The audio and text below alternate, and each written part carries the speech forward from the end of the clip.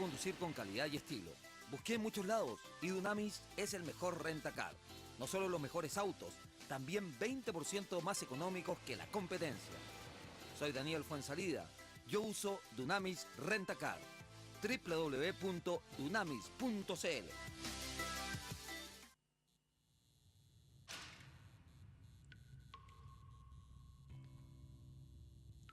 En los momentos más difíciles, cuando vemos todo negro y perdemos las esperanzas, se abre una línea directa.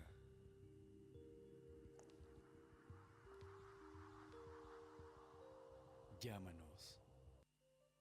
Hace 28 años que asumimos un compromiso irrenunciable con nuestros pacientes. Somos una clínica dedicada exclusivamente a la medicina estética, conformada por expertos profesionales y médicos con una amplia trayectoria. Hablamos de mejoras externas, que lo que en realidad deben hacer es tocar la fibra más interna de cada persona. Ahí es donde apuntamos como equipo médico y es lo que marca la estampa de los buenos profesionales de nuestra clínica. Porque tu cuerpo, tu cara y tu piel te van a acompañar para siempre. Cuídalo, quiérelo y confía en expertos que te ayuden a hacerlo de la mejor manera. El estudio jurídico Schilling Abogados es un moderno bufete ubicado en la entrada de la dehesa. Defiende los derechos de las personas y es dirigido por el reconocido litigante Mario Schilling y cuenta con un staff de abogados asesores en las áreas de litigación penal, laboral y civil. El estudio jurídico Schilling Abogados evalúa los casos antes de ser asumidos. Nuestro estudio jurídico no pretende convertirse en la oficina con la mayor cantidad de clientes de Chile, sino en el estudio jurídico con más empatía y comprensión por el ser humano que recurre a nosotros.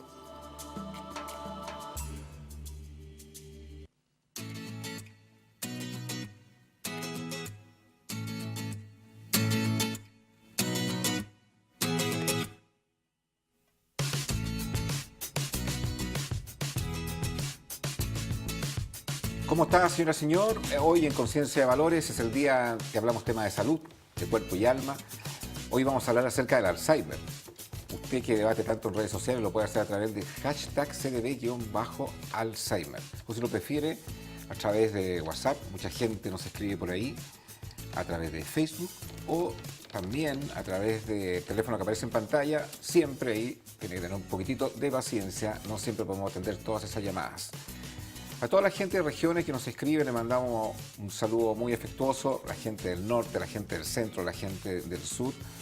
Y permanentemente usted puede ver estos programas a través del canal de YouTube, a través del canal de Conciencia de Valores, CDB, aprieta ahí el icono del logo de este programa y podrá ver todos los programas de las últimas temporadas.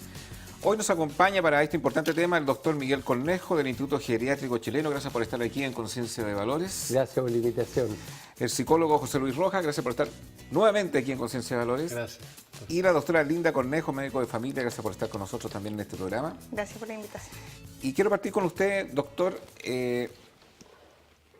¿Cuál es la diferencia entre la demencia senil y el Alzheimer? ¿O es lo mismo? ¿O una persona con demencia senil termina finalmente en Alzheimer? Porque claro, ahí es una pregunta que se hacen habitualmente y demencia senil es como algo genérico, o sea, es decir, demencia en edades tardías de la vida. El Alzheimer es una demencia específica, que es una degeneración del cerebro, que obviamente aparece con la edad y por lo tanto estaría dentro de las demencias seniles.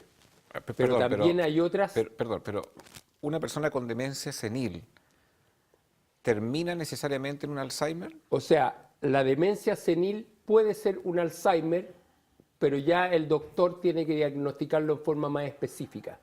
Demencia senil es como genéricamente hablando de la demencia en etapas tardías de la vida. ¿Cuál es la diferencia del punto de vista del comportamiento de un paciente que tiene demencia senil versus el que tiene Alzheimer? Bueno, el comportamiento es relativamente el mismo. Es muy parecido el desorden que tiene. En la demencia senil puede haberse originado por problemas vasculares o por otros problemas. El Alzheimer se produce por una degeneración del cerebro. Generalmente el Alzheimer es progresivo, empieza primero con pérdidas de memoria, distracciones, después empiezan cosas más complejas como son las alucinaciones, cambio de comportamiento, cambio de personalidad, agresividad, trastorno de sueño, va variando. En la demencia senil también se puede pasar por todas esas etapas, pero el Alzheimer específicamente es una enfermedad que hay una degeneración del cerebro. ¿Hay alguna causa que han podido los estudios detectar o siempre es como una incógnita, como un signo de interrogación? En realidad que hay varios factores que podrían influenciar a llegar a esta degeneración del cerebro, pero la causa misma no es conocida. Hay factores genéticos que no son tan importantes, pero hay una cierta tendencia familiar de la enfermedad. Por otro lado, si una persona vive suficientemente tiempo, las probabilidades de desarrollar Alzheimer van creciendo de forma exponencial. Por ejemplo, personas de más de 100 años es casi sinónimo de algún grado de Alzheimer, porque el cerebro con la edad tiende a degenerar. Y se han hecho biopsias de gente que presuntamente estaban sanas a los 100 años y después han fallecido por una causa cualquiera, y se han visto que ya tienen algunos estigmas de Alzheimer en las biopsias del cerebro. Hay Alzheimer precoz también. También hay Alzheimer precoz, que se ve como que uno se sorprende que la persona tenga Alzheimer.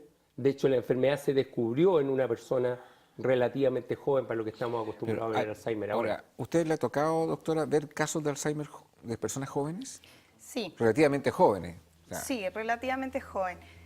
Tuve una paciente hace poco tiempo, unos 2 meses atrás, que llegó, tenía 70 años y ella venía muy preocupada, la hija, porque me decía, no se acuerda lo que comió ayer.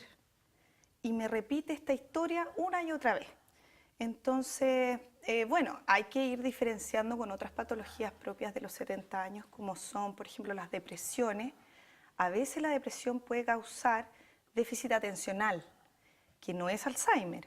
Se produce como una pérdida de memoria, pero en el fondo no es una pérdida de memoria, sino que la persona está desconcentrada, no logra enfocarse en las tareas. Entonces, primero hay que ir a diferenciar eso en un paciente joven.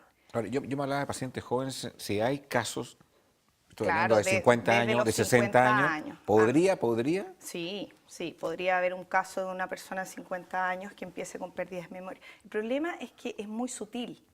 Es muy sutil cuando empieza la enfermedad, entonces como hay una desinformación generalizada entre las personas, siempre dicen, está desconcentrada o no le dan la importancia que tiene. Pero podría partir muy precozmente con cosas muy sutiles. Ahora, no hay un tratamiento, no hay una cura.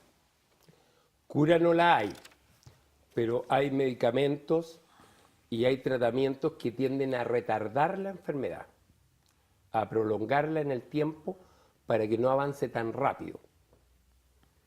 Hay medicamentos y formas de tratar a los sí, pacientes pero para cuando se evitar habla- las complicaciones. Pero cuando se habla de prolongar o retardar, ¿estamos hablando de meses, estamos hablando de años? Años. O sea, ¿es posible que una persona que El- tenga Alzheimer, El perdone, que- Alzheimer es una enfermedad que si la persona está siendo apoyada por su familia y tiene un entorno adecuado, puede fácilmente vivir 10 años o más de diagnosticar la enfermedad. Y estos medicamentos pueden prolongar incluso esos años. Ahora, una cosa es la vida y otra cosa es la memoria, porque finalmente la manifestación del Alzheimer es que comienzan a perder toda la memoria. Entonces, cuando usted me habla de que existen procesos que alargan la vida, pueden alargar la vida, pero no solamente alargar la memoria, o sea, o retardar ese proceso. Retardan la enfermedad en general. O sea, pueden retardar la pérdida de la memoria, pueden retardar la pérdida de diferentes capacidades neurológicas. Los medicamentos tienen esa capacidad y está comprobado que sí lo hacen, retardan. Ahora hay formas de prevenir también, cuando jóvenes, digamos. Por qué? ejemplo, las personas que tienen una tendencia genética familiar, un antecedente familiar, lo más recomendable es que consuman altas dosis de omega 3. Eso está demostrado también científicamente que retarda la aparición de la enfermedad y de los primeros síntomas. Para personas que han tenido familiares que han tenido demencia la senil enfermedad o de Alzheimer. No con la enfermedad de Alzheimer precisamente, ya diagnosticada como enfermedad de Alzheimer. Existen también estudios de otras demencias que pueden retardarse con omega 3, pero por ejemplo la demencia de cuerpo de Lewis no hay ninguna posibilidad de prevenir. Si tuvieran que resumir características así súper evidentes cuando una persona está desarrollando un Alzheimer, ¿cuáles son los síntomas? Hay síntomas De un Alzheimer, no de otro claro. tipo de enfermedad que se acerca mucho o otras cosas que a uno le pasan y piensa que Alzheimer cuando no lo es. Generalmente los familiares llegan a la consulta y dicen ciertos síntomas que tiene el paciente y uno tiene que parar las antenas y pensar en el Alzheimer. Primero, distracciones. Distracciones habituales que tiene la gente, que deja las llaves, que las pierde, pero estos empiezan a ser habituales. Confusiones, que de repente el paciente piensa que está en un lado, pero está en otro, momentáneamente, después se ubica. Hasta aquí los camarógrafos tienen esos dos síntomas. Pero de repente hay confusiones, ¿Ya? confusiones de horarios, de fechas, de meses, empiezan a haber confusiones, entonces se nota. También confusiones con el dinero, trastornos que no revisan bien una cuenta o pagan una cosa de más. Ese tipo de cosas que uno va viendo que todas las personas las tenemos, pero que se van repitiendo en el tiempo. Y Ahora, cuando- lo que pasa es que hay una terminología que se ocupa mucho cuando uno es distraído. No pasa que yo soy volado, ¿no? Claro. Se me olvidó la clave, o Claro, no sé dónde lo que dejé la pasa, billetera. claro. Pero el doctor, cuando se entrevista con esta persona, le hace 5 o 6 preguntas e inmediatamente hace el diagnóstico. Así de rápido. Sí. Por ejemplo, hay una cosa muy, muy sencilla, decirle, dígame los meses del año. La gente dice los meses del año, enero, febrero, y llegan a diciembre. Dígamelo al revés. Y ahí cuando le dicen 4 o 5 al revés, nomás ya se da cuenta al tiro uno que es una persona que tiene una cierta deficiencia. Es fácil para el médico hacer las preguntas apropiadas y diagnosticar la enfermedad.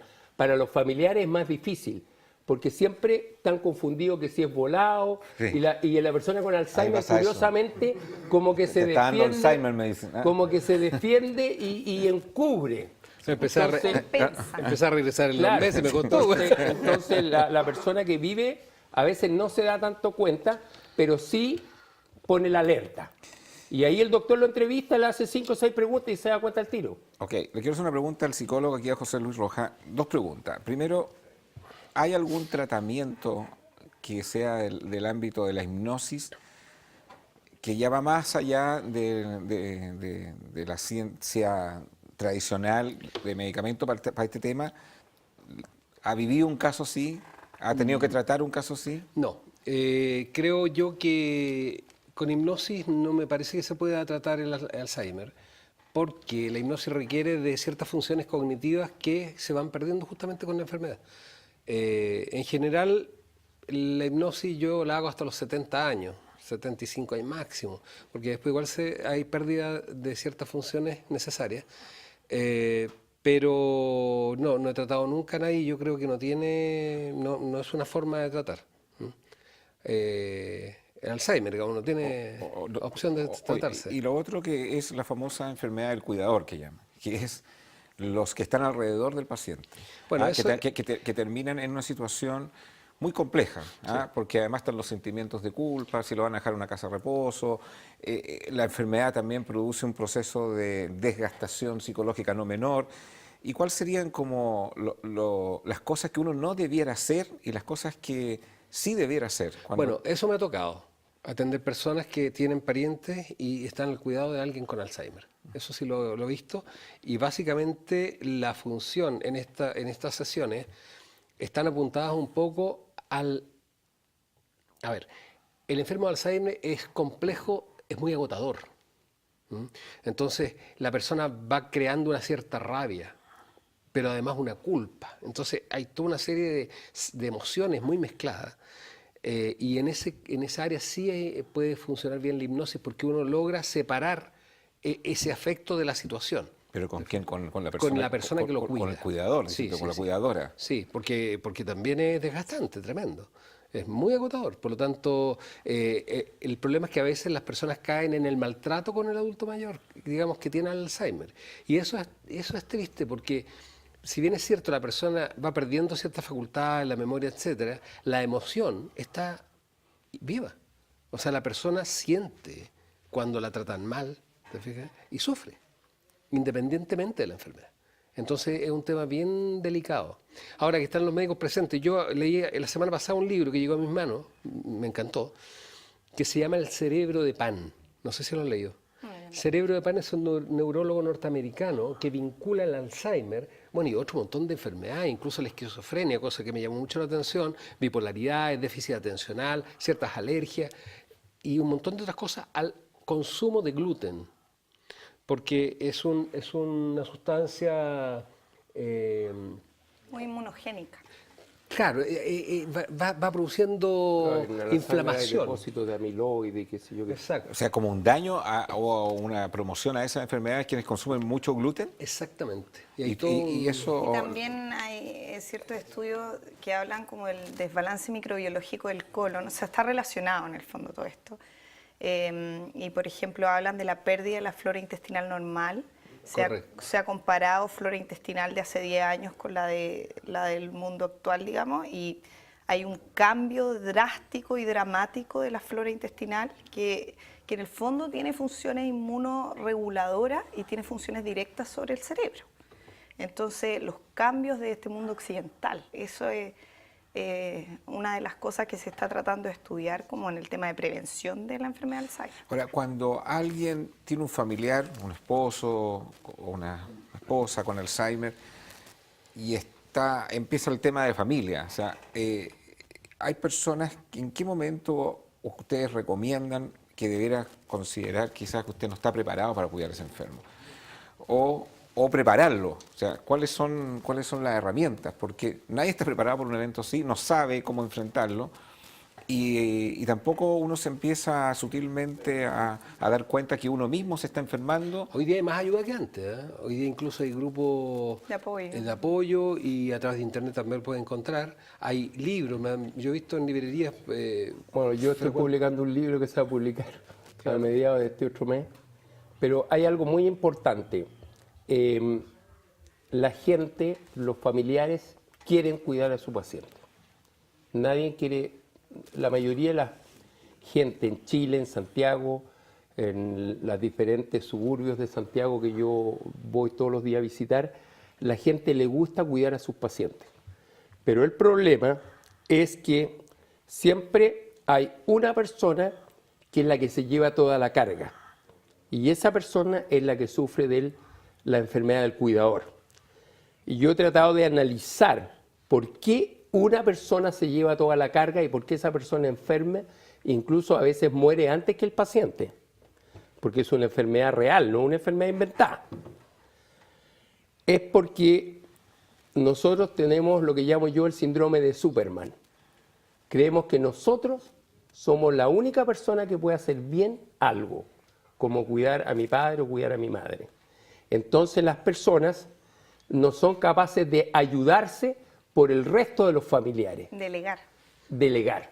Entonces la principal labor mía, cuando yo asisto a una familia que está con este problema encima, es conversar largo y tendido con el cuidador y hacerle ver que necesita relevo, que debe salir de esa casa por lo menos 2 días a la semana, como una nana de puertas adentro que sale 2 días a la semana, va y duerme en otro lado. Ahora reconózcame que a veces hacer eso implica recursos, porque alguien va a tener que cuidar al enfermo. No, porque las familias generalmente son grandes y hay mucha gente que quiere cuidar al enfermo, pero el cuidador se apropia del enfermo. Nadie lo mueve como lo muevo yo, nadie lo alimenta como lo alimento yo. A lo mejor es cierto, pero se está matando ese cuidador.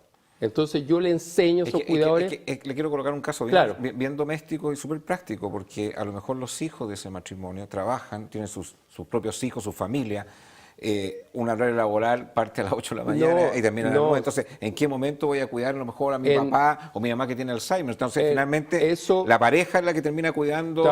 Estamos de acuerdo, pero la realidad del promedio de la gente no es esa. Aunque uno crea que esa es la realidad, no es la realidad. Eso generalmente se produce de ciertos sectores más acomodados, pero la realidad del pueblo de Santiago es que hay más de una persona para cuidar a un familiar con Alzheimer. Yo tengo un caso de... Sí, tú muéstralo. Tengo un caso de unos pacientes que tienen ese mismo, o sea, de unos cuidadores que tienen ese mismo. Son 5 hermanos. Entonces, lo que ellos planificaron fue turnos.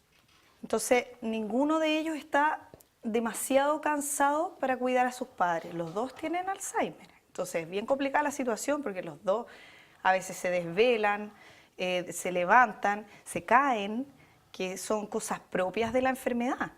Entonces, se turnan. Un día a la semana se van a dormir con los papás.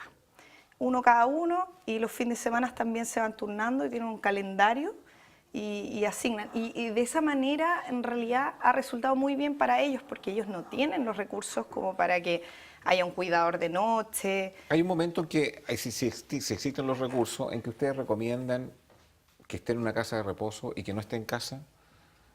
Los cambios... ¿Cuándo hacen esa recomendación? ¿Cuándo usted podría recomendar, para la gente que lo está mirando en casa, que lo estaba pensando, pero no lo quiere hacer porque siente culpa y por otro lado se está desgastando con la enfermedad del cuidador? Hay que tener cuidado con el tema del buen morir.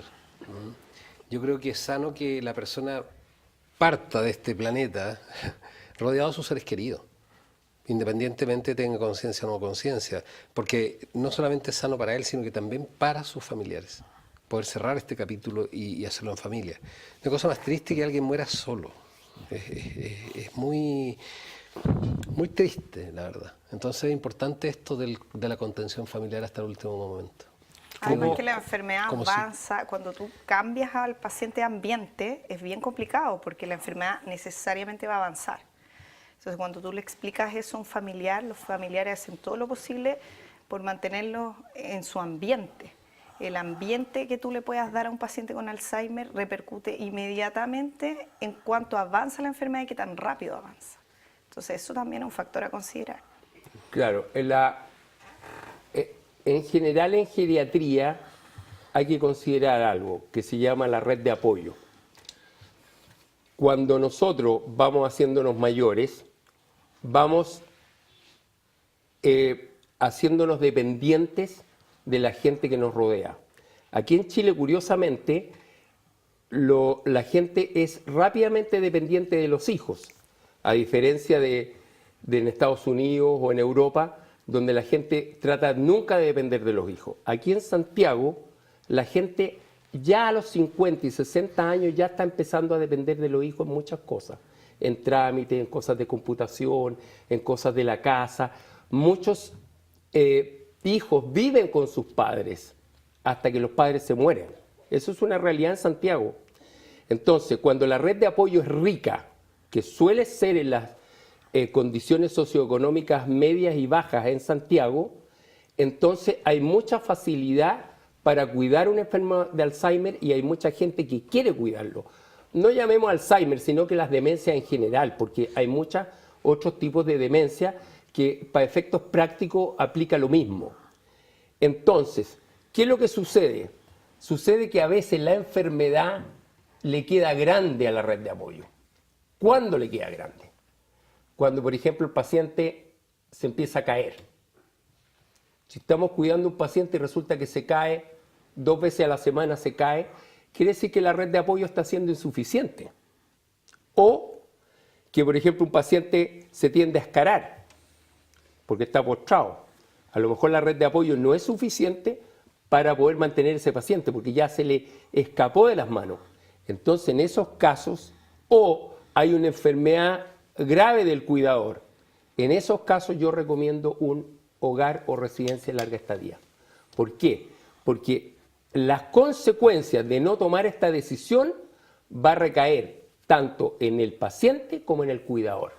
Entonces, cuando hay un mal mayor o se están viendo síntomas de que va a ocurrir algo más grave, entonces ahí la persona tiene que reconocer y decir, nosotros como familia no somos capaces, tenemos que llevarle un hogar, aunque nos duele el corazón. Si ustedes quieren comprar un auto, la mejor marca que les recomiendo es Chevrolet. Si quiere ir al líder, es Inalco. Ahí en www.inalco.cl usted encontrará una gama de vehículos Chevrolet. vehículos deportivos, como que le encanta aquí al psicólogo José Luis Rojas, ese Camaro de color azul, ¿ah? Precioso. Pero no se preocupe, don Miguel, a usted le gusta el rojo, se convierte en rojo también. ¿Ah? Le gusta a la doctora también ese Camaro. Sí, ¿sí? lindo. En www.inalco.cl encontrará condiciones de financiamiento con todo incluido a un interés bajísimo. Y lo que es mejor, haga una cotización online a través de su sitio de internet www.inalco.cl. José, cuando nos llega este evento y la gente no está preparada, nadie está preparado para enfrentar una cosa así porque es un evento, ¿ah? Viene con un diagnóstico sorpresivo, sabe que su papá tiene Alzheimer. Ni siquiera quiero hablar de la relación hijos con padres, pero quiero hablar de una situación que sea muy común de dos adultos mayores y uno de ellos le da la enfermedad. Entonces, ¿cómo preparar a la familia y sobre todo a la pareja a un evento como ese? ¿Qué son como los tips, las cosas que uno no debiera hacer y las cosas que sí debiera pedir ayuda? Bueno, esto es casi como un duelo. O sea, porque es prácticamente la pérdida de la conciencia del ser querido. No deja de ser menor el hecho de que alguien tan cercano ya no te reconozca o empieza a ser ande perdido por la vida. Es súper doloroso. Entonces, en el fondo, es casi un duelo. Y el duelo tiene varias etapas. Primero una negación, después viene una rabia, ¿no es cierto?, una depresión, una negociación y finalmente una aceptación. Por lo tanto, creo yo que de cierta forma la persona que está al lado de él debería empezar a vivir ese duelo. Después le va a tocar vivir el duelo probablemente, si es que no es demasiado cuidador y se va el primero, ¿no es cierto? También puede pasar. El duelo de la partida misma del ser querido. Pero yo creo que tiene que apoyarse. O sea, creo que es importante apoyarse, ya sea, no tiene por qué ser una psicoterapia, pero sí tal vez como decía el doctor, con más red de apoyo y poder entender un poco más la enfermedad. Ahora, hay personas que podrían estar mucho más expuestas que otras de acuerdo a su condición psicológica, por ejemplo. ¿Para el Alzheimer?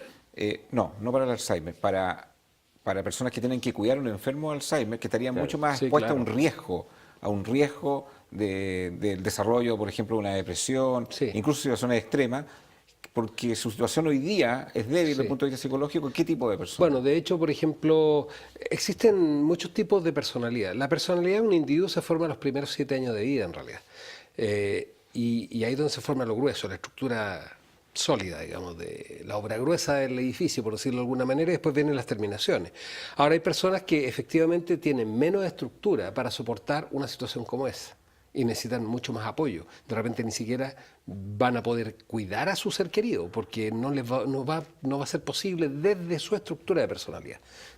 Y efectivamente hay personas que son mucho más vulnerables a depresiones, como decía recién, o otro tipo de patología psiquiátrica que pueda gatillarse en función de esta situación de presión, porque es una situación donde es muy estresante, hay mucho estrés entre medio. Por lo tanto, es posible gatillar ciertas patologías psiquiátricas, incluso como cuidador de alguien, o al saber la noticia, o al empezar los primeros periodos de cuidar a alguien con este problema. ¿Doctora? Hay algunas cositas prácticas que se pueden aconsejar cuando va una enfermedad de Alzheimer ya moderada, avanzando rápidamente. Por ejemplo, algo práctico, los matrimonios que han dormido toda la vida quizá en la misma cama, separarse de cama o incluso de habitación. Eso genera un mejor descanso para el cuidador. Muchas veces, si el paciente con Alzheimer tiene más riesgo de caída, necesita una cama clínica, con baranda, o sea, algo más específico. Eso es algo práctico que se le podría aconsejar a un cuidador. Aparte que tienes que pensar que un matrimonio en donde uno empieza con Alzheimer, el otro paciente, o el cuidador, igual es un paciente geriátrico. Entonces, igual es un paciente que tiene riesgo de caída, igual es un paciente que puede caer en depresión, que tiene sus patologías de base, quizá una diabetes, una hipertensión. Entonces también el consejo con respecto al cuidado personal de ese cuidador. Y en relación a la actividad diaria de un paciente que tiene Alzheimer, porque finalmente es una rutina. Claro. Es una persona que está todo el día ahí y uno tiene que crearle un ambiente, me Es imagino. difícil hacerle una rutina porque, bueno, es bien variable cómo va a amanecer un paciente con Alzheimer. Hay algunos que están muy estables, se les puede hacer una rutina bien específica. Mira, yo creo que lo más aconsejable es que el paciente no pierda sus funciones básicas. O sea, que el paciente siga comiendo solo y hay que estimularlo a que coma solo. Que coma solo. Que mastique, O sea, que haga es un error darle la comida. Es un error, sí, completamente. O sea, hasta que el paciente pueda hacerlo solo, hay que tratar de que coma solo. Lo otro, estimularle también la contención de los esfínteres. No hay que dejar que el paciente inmediatamente el primer día que se hizo pipí, por ejemplo, ponerle un pañal. ¿Te fijas? Hay que ver, por ejemplo, yo tengo una paciente que lo que hace es que la llevan cada cierto rato al baño. Entonces ella cada 2 horas la sientan en el baño y le estimulan la contención de esfínteres. Y eso es sumamente importante porque es el objetivo del tratamiento, conservar lo más posible y lo más prolongado posible todas las funciones básicas del paciente. Al tener menos movilidad también influye en el avance. Claro, en el tema digestivo, ¿no? Sí, también. Los pacientes constipados hay mucho. Claro. Hay que moverlos, Claro. que Doctor, caminen. ¿hay un estudio que esto se desarrolla más en hombres que en mujeres o es igualitario? Lo que pasa es que las mujeres viven más, ¿ya? Y al vivir más tienen más posibilidad de desarrollar la enfermedad. Los hombres tienen más predilección por otros tipos de demencia, las demencias vasculares, porque el riesgo cardiovascular es generalmente mayor en el varón, porque la hormona femenina es protectora cardiovascular. Entonces generalmente se pone en un saco a todas las demencias, pero no todas las demencias son Alzheimer. Hay demencias que son vasculares y que son una proporción importante de las demencias. Todas estas demencias vasculares se pueden prevenir por todas las recomendaciones que se dan a diario en televisión, en los centros médicos, en los medios de comunicación, que son las típicas recomendaciones cardiovasculares. Ejercicio, dieta sana, cuidar el colesterol, hacerse chequeo, exámenes de sangre, todo eso puede prevenir las demencias vasculares, que son una proporción importante de las demencias que tenemos en Chile. Cuando uno es diagnosticado con un Alzheimer y tienen que comunicarle la noticia, ¿hay que comunicarla? ¿Hay que no comunicarla? ¿Hay que decírsela al familiar? Bueno, apareció un artículo en el Mercurio ayer o anteayer, donde un geriatra hablaba sobre ese tema, y es un tema bien delicado. La persona tiene derecho a saber su enfermedad, pero el grado de comunicación y el tino también cuenta. Porque una persona no puede ser lapidario en dar un diagnóstico con todos los pronósticos, todas las cosas de una persona, porque corre el riesgo de dañarle emocionalmente. Entonces, lo que yo predico es que el médico tiene que ser amigo del paciente.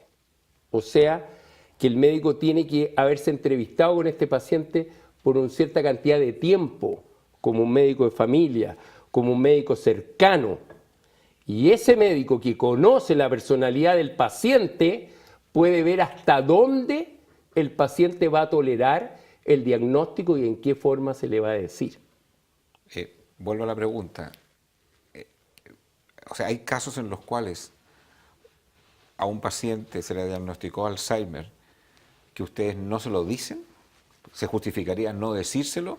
Depende ¿O mucho. es sano mejor decírselo? ¿Produce un daño psicológico si se lo digo? Se le va a decir... Perdón, incluso las personas tienen distintos prototipos psicológicos y distintas sensibilidades. Entonces, lógico. ¿cuánto una persona Lógico. que le voy a decir esto, en fondo Lógico. va a acelerar mucho más Eso. el proceso, o otros no? Entonces, esa es la clave. ¿es un tema relativo o...? Es un tema relativo y la profundidad del diagnóstico y la especificación va a depender de la relación que tiene ese médico con el paciente y con su familia, y que sabe el contexto en que se le va a decir y cómo se le va a decir y hasta qué repercusiones va a tener el decírselo. Ya, pero bajo ese argumento, yo entiendo que siempre se le va a decir.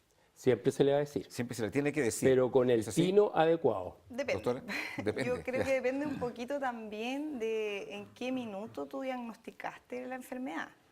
Porque tienes que pensar que hay pacientes que no tienen el grado de comprensión necesario para entender lo que están pasando. Entonces, si tú diagnosticas la enfermedad en una etapa avanzada, aunque tú le digas al paciente, mire, usted tiene esta enfermedad, a veces sencillamente no tienen la comprensión. Entonces, en esos casos yo pienso que tampoco vale mucho la pena esforzarse en que el paciente Pero coloco el lo caso entienda. mediático del director técnico Nelson Acosta, que además salió en la prensa. Pareciera, si salió en la prensa, yo creo que a él sí se lo dijeron. Entonces, no lo sé, porque se desconoce. Ojalá no lo haya sabido por la prensa. No creo que lo supo por la Suele prensa, pero suceder. fue evidente que... Últimamente. porque Pero es un caso paciente mediático. que necesita saber por qué Yo creo que sí. Necesita saber, Entonces, un paciente que necesita saber y que se le dice, ¿cómo prepararse? ¿Es difícil prepararse para una cosa así psicológicamente? Es difícil porque es algo muy lapidario. En el fondo es una sentencia, bueno, todos nos vamos a morir, pero esto es como una sentencia más rápida. Pero de muerte. yo recurro a ti y me diagnosticaron esto. ¿Qué me dirías tú? A ver, yo creo que aquí hay que tratar de, no solamente contigo, con las personas que te rodean, poder hacer una cierta, si tú quieres, catarsis y una programación para poder disfrutar este periodo de tiempo, para poder explotar lo máximo posible en emociones, porque lo que le queda a la persona al final ya son emociones, y hay que tratar de que las emociones sean sanas. ¿Ah? Y en esa medida creo yo que su enfermedad va a poder avanzar más sanamente, por decirlo de alguna manera, para la persona enferma, digamos que la ha diagnosticado. Porque empezar como a disfrutar los momentos del día a día, en los momentos de conciencia, porque después se va perdiendo y al final termina que no entiende nada, como decías tú, o sea, ya no tiene mucho sentido casi. Sí tiene, digamos, el estar apoyándolo tanto psicológicamente, pero sí tiene sentido el hacerle la vida grata, porque está vinculado directamente con la emoción. ¿Me entiendes? Uno tiene que ir a lo positivo en el Exacto. fondo, porque, por ejemplo, si yo le voy a decir a un paciente, como esta paciente de 70 años que recibí, era una paciente que cocinaba, que leía, que asistía a su grupo de poesía, a las lecturas semanales. Entonces, tú no le puedes dar un diagnóstico y decirle, sabe que usted va a llegar a un punto en que no va a poder hacer ninguna de estas actividades.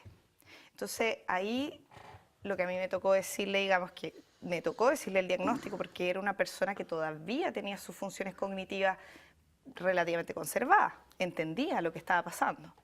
Entonces, me fui a lo positivo. Mira, podemos retrasar la enfermedad, podemos tratarla, podemos ayudarte, hacerte ejercicios mentales para que tú sigas manteniendo tus funciones. O sea, uno no tiene, al dar un diagnóstico, sea cual sea, porque tú podrías el día de mañana dar un diagnóstico de cáncer, un diagnóstico de una enfermedad coronaria grave, y todas las enfermedades en realidad son terribles. O sea, el que vive la enfermedad igual la siente como algo más terrible que quizás lo que realmente es. Entonces, uno debe irse siempre también al lado positivo, a los tratamientos, a las cosas que uno sí puede ayudar al paciente y también eso, como ser amigo del paciente y de esa forma se van a sentir menos mal, van a empezar a aceptarlo, gradualmente lo van a aceptar y va a ser positivo también cuando la familia tiene una actitud positiva hacia la enfermedad. Doctor. Yo quería agregar algo más, que el proceso de envejecimiento es un proceso natural y lógico y termina en la muerte. Eso que estoy diciendo yo es algo muy simple, todo el mundo lo sabe, pero nadie lo entiende. No lo ¿Por asume. qué? Porque nosotros estamos en una sociedad que está prohibido envejecer, está prohibido morirse. Hay que hacer todo lo posible para que la persona siga viva. Métanle todas las máquinas que puedan. Entonces, cuando nosotros comprendemos que cada día estamos más viejos, que cada día estamos más enfermos, vamos a ganar algo. ¿Qué vamos a ganar? Que nos vamos a empezar a acercar a nuestros seres queridos. Vamos a empezar a aprender a depender de ellos. Entonces, cuando nos diagnostiquen a nosotros una enfermedad de Alzheimer o un cáncer o un accidente vascular, nosotros nos vamos a sentir apoyados por nuestra familia y nos vamos a sentir confiados de que vamos a llegar a buen término y que lo vamos a pasar bien hasta el último día de nuestras vidas. Como yo le digo a mis pacientes, no se preocupe por su mamá. Su mamá un buen día se va a quedar dormida nomás. Eso es todo lo que le va a pasar. Nada más que eso. Hasta el día antes ella va a ser feliz al lado suyo, porque usted la está acompañando como hija. Entonces, no debemos tenerle temor a las enfermedades, ni a envejecer, ni a morir. Es algo lógico y natural de la vida, aunque nos quieran vender otra cosa. Y cuando nos enfermemos, si tenemos a toda nuestra familia al lado, yo me accidenté en una moto y quedé para la corneta, como se dice. ¿Ah? Quedé postrado, yo quedé postrado 2 meses. Mi hija acá, la doctora Cornejo, mi señora, mi familia, me apoyó y me dijo, no, si te vamos a sacar, te vamos a levantar de nuevo. Yo me sentí los mejores meses de mi vida cuando me di cuenta que dependía de mi familia. Entonces pude proyectarme a un adulto mayor en el futuro cuando me diagnostiquen Alzheimer o cáncer o qué sé yo, qué se le va a ocurrir a los doctores diagnosticarme. Tendré que aceptarlo y me voy a sentir acompañado de mi familia y un tiempo para regalonear, para unirse a la familia. Y eso tenemos que hacerlo antes de que nos diagnostiquen cualquier cosa. Vamos a una pausa comercial, siga debatiendo ahí a través de las redes sociales.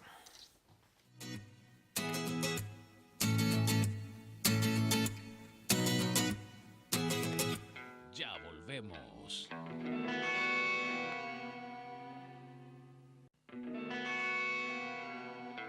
Estamos de vuelta.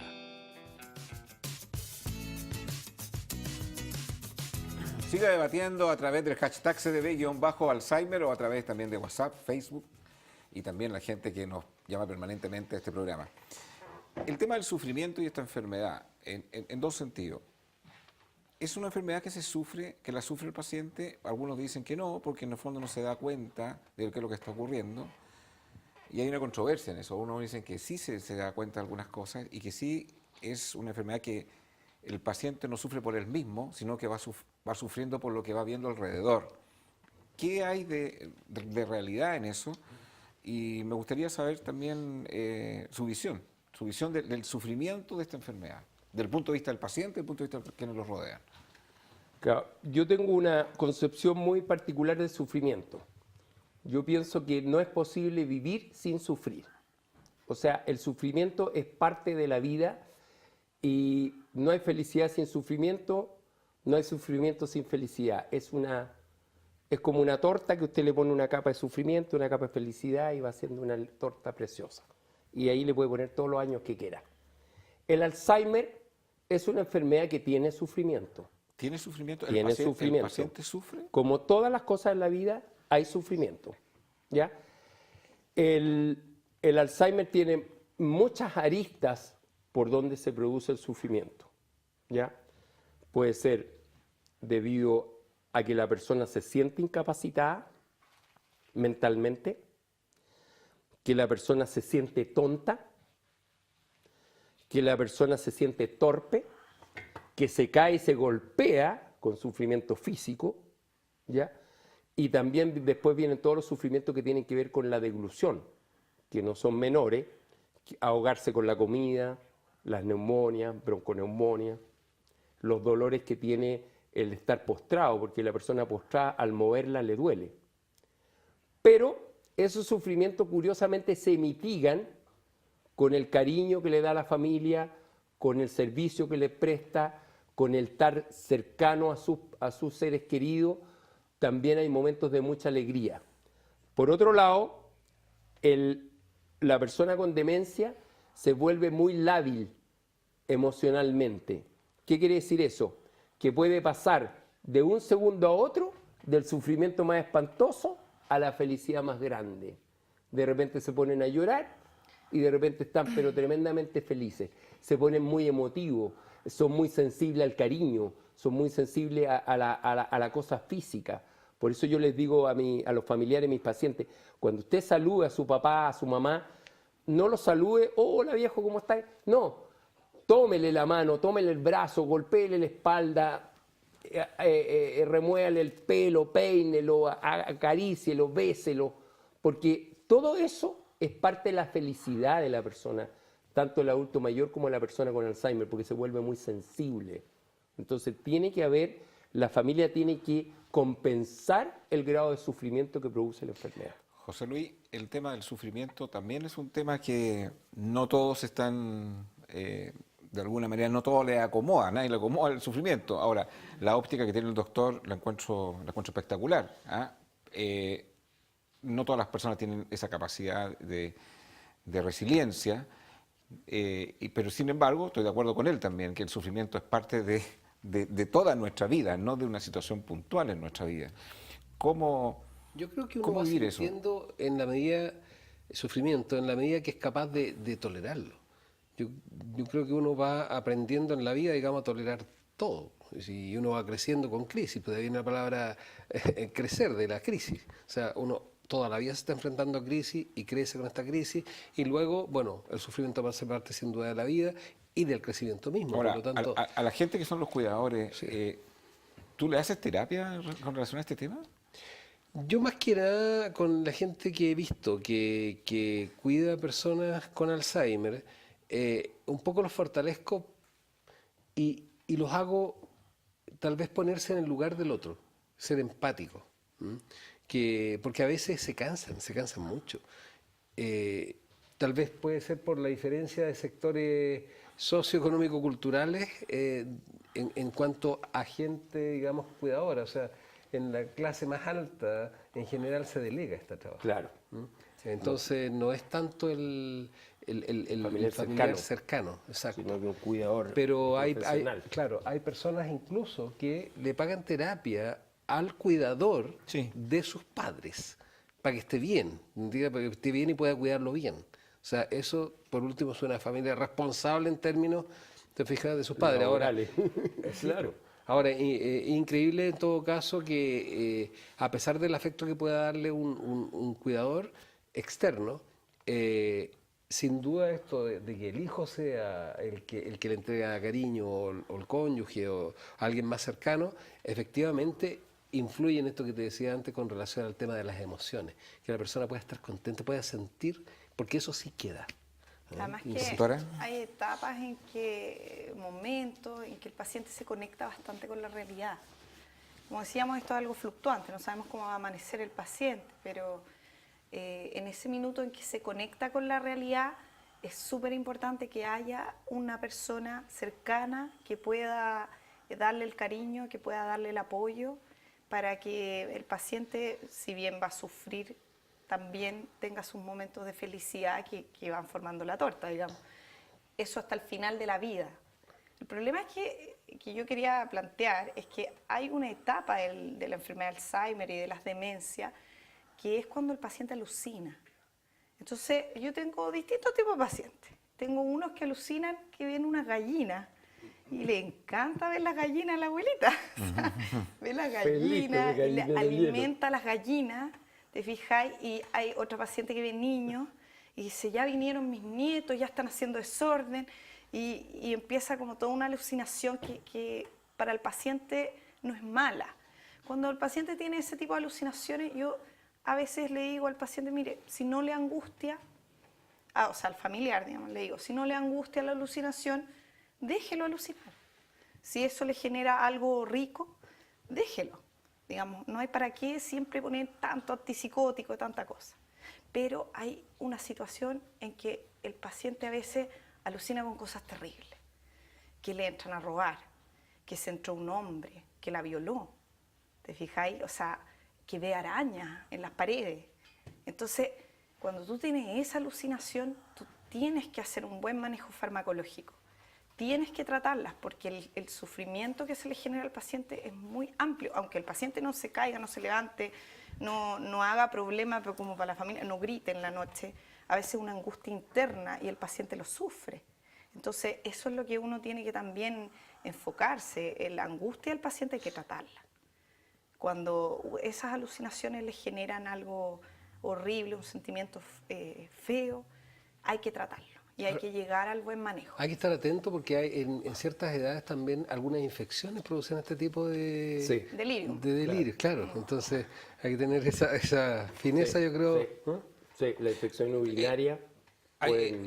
¿Cuántos casos, tienen algún registro, cuántos casos hay en Chile de este diagnóstico?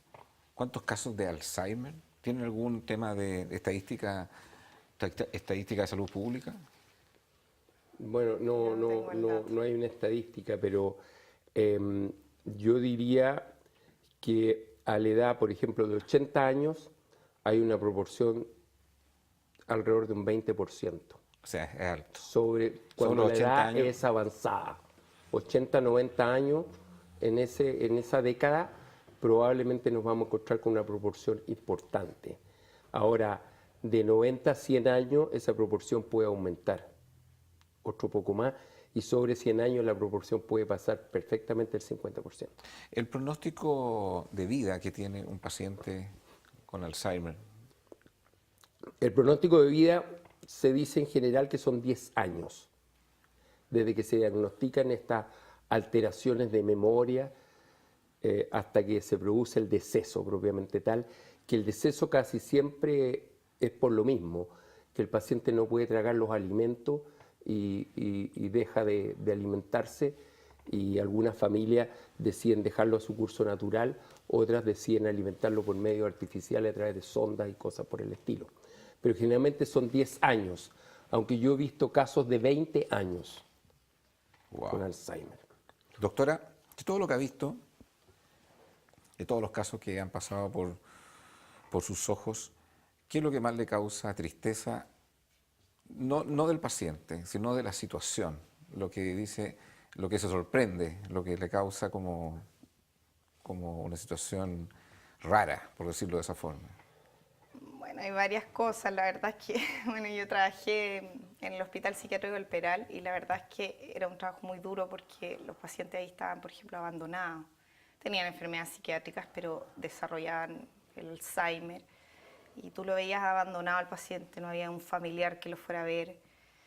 Y hay muchos pacientes. O sea, a mí en particular no me toca verlo tanto ahora porque al atender pacientes que van a tu consulta con sus hijos o tú ir a las casas de los pacientes, tiende a ser una realidad un poco mejor, un poco más llenadora también, de ver que el familiar ayuda, de que uno está ayudando, de que el paciente tiene la confianza de llamarte y decirte, oye, mira, me está pasando esto otro. Es una sensación rica, enriquece. Pero también ha tocado las situaciones malas de ver pacientes abandonados, de ver pacientes que tú decís, pucha, no hay los medios, no hay los recursos, o no hay la familia. Tengo un caso también que me genera mucha angustia a mí, porque no sé cómo más ayudar. Son 5 abuelitas y ninguna tuvo hijos. Y están las 5 abuelitas y se cuidan entre ellas. Y hay 3 con demencia. Entonces, es una situación que tú dices, ¿cómo más puedo ayudar yo? Es frustrante a veces, pero también tiene su parte enriquecedora, rica, que te hace a ti decir, pucha, vale la pena dedicarse a eso. José Luis, la misma pregunta, porque para la gente que nos está mirando en casa, que a lo mejor está viviendo esto y ha pensado muchas cosas, ha pensado a lo mejor llevarlo a una casa de reposo, le está dejando demasiado conflicto a la persona con la enfermedad del cuidador, demasiado conflicto con los hijos porque no se ponen de acuerdo, está viviendo todo ese tormento, y a veces un buen consejo de personas que han navegado por estas situaciones puede ser muy, muy saludable. Bueno, todos los cuidados que generalmente uno debe tener. ¿Cómo te refieres a la gente que lo rodea? Así es. Los cuidados en general que uno debería tener siempre, que es una buena alimentación, una higiene del sueño correcta, para poder estar con la energía necesaria para poder atender a esta persona de la mejor manera posible. Intentar ser lo más empático posible con el cuadro mismo del paciente. Creo yo que es importante que aprenda a delegar, que es fundamental, porque realmente, como decía el doctor, de repente hay personas que se sobrecargan demasiado y al final terminan muy mal, digamos, más agotados casi, como decía, para poder morir incluso antes que el mismo paciente. Creo yo que tener una vida sana y efectivamente sana, porque creo yo que una buena oportunidad, una situación como esa es una buena oportunidad para poder aumentar, o más que aumentar, sino experimentar la empatía. Creo que eso ayuda mucho al cuidador o a la familia a poder también quedar tranquilo el día que parta el familiar. Claro, porque quizás hay un contrasentido. Uno puede tomar esto como una oportunidad para unir la familia o no manejar bien el tema, la divide. O sea, mirarlo por el lado de la unidad también, porque todos tienen que finalmente colaborar para un objetivo común. Exacto. Mientras más colaboren, mucho mejor, porque se va a aliviar el trabajo y además va a haber muchos más recursos para poder darle la mejor posibilidad al paciente mismo, porque una persona que está 5 o 6 días por semana o 7 días por semana, de mañana a noche, que es muy agotador, evidentemente, finalmente no va a ser capaz de entregarle lo mejor al paciente. Doctor Miguel Cornejo, gracias por haber venido a Concienciadores. Gracias por estar con nosotros. Doctora, también. Nos vemos mañana a esta misma hora. Siga debatiendo ahí a través de las redes sociales. Chao, chao.